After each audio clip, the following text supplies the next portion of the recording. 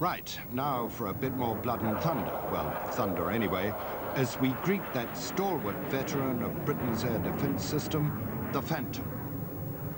Built by McDonnell Douglas, powered by Rolls-Royce, eventually to be replaced by the interceptor version of Tornado.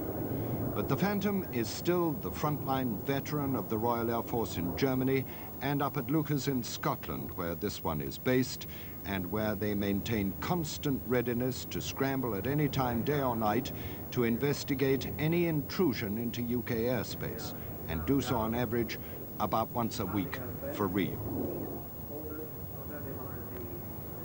Well, it may be getting long in the tooth, but to mix metaphors, despite its age, the Phantom is still a pretty hard-hitting, versatile, and heavy old hammer.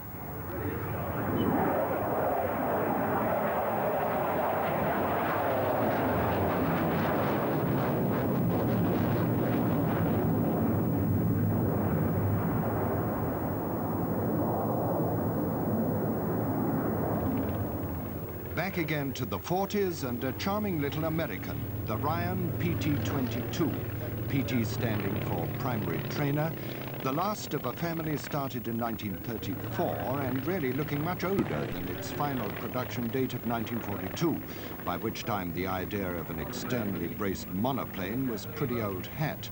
Listen to the very distinctive engine note from the 160 horsepower Kinner 5-cylinder radio. Of the same period as the Ryan, the Fairchild Argus, 4-seat communications aircraft used by the RAF and ATA, as well as the US Air Force, its primary customer. A very respectable range of 650 miles at around 120 miles an hour from the 165 horsepower Warner 7-cylinder radial engine, which was its original equipment.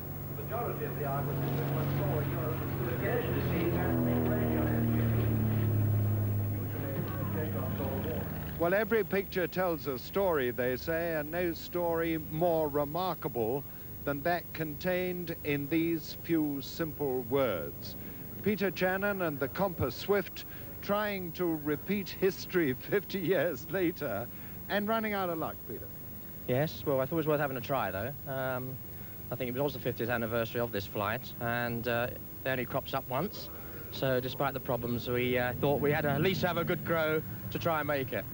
And what a brave attempt it was, if I may say so. The first thing was to restore the aeroplane. Yeah, we had to make a lot of modifications, and we didn't have any money, so we set to with a lot of local help where I live, and to put extra fuel and oil tanks in, overhaul the engine, and the 101 things you've got to do to prepare an aircraft for an extended flight.